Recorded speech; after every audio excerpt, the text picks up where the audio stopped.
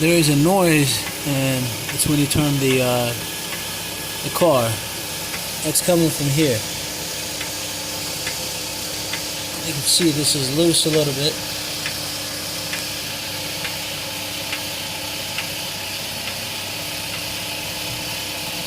When I hold it, it stops making a noise.